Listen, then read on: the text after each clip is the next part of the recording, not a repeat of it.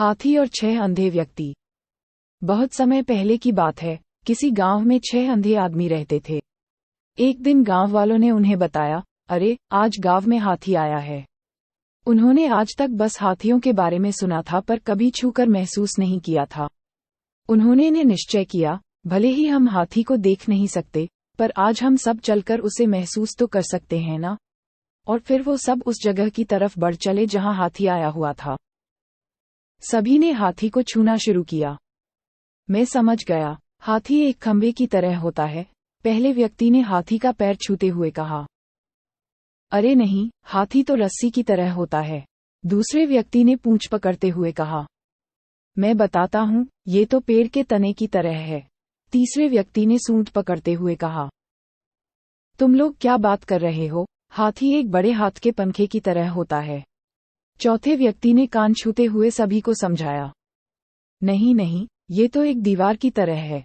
पांचवें व्यक्ति ने पेट पर हाथ रखते हुए कहा, ऐसा नहीं है, हाथी तो एक कठोर नली की तरह होता है। छठे व्यक्ति ने अपनी बात रखी। और फिर सभी आपस में बहस करने लगे और खुद को सही साबित करने में लग गए।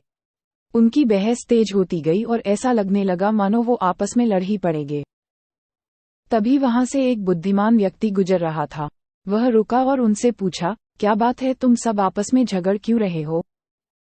हम यह नहीं तय कर पा रहे हैं कि आखिर हाथी दिखता कैसा है, उन्होंने उत्तर दिया।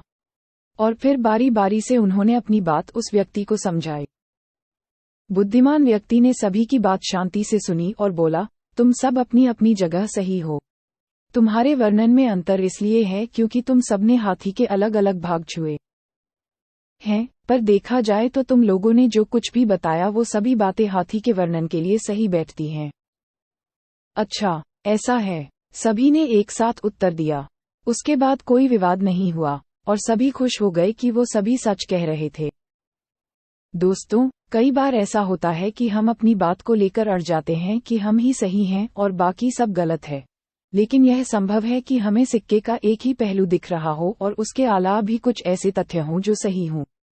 इसलिए हमें अपनी बात तो रखनी चाहिए पर दूसरों की बात भी सब्र से सुननी चाहिए और कभी भी बेकार की बहस में नहीं पड़ना चाहिए। वेदों में भी कहा गया है कि एक सत्य को कई तरीके से बताया जा सकता है।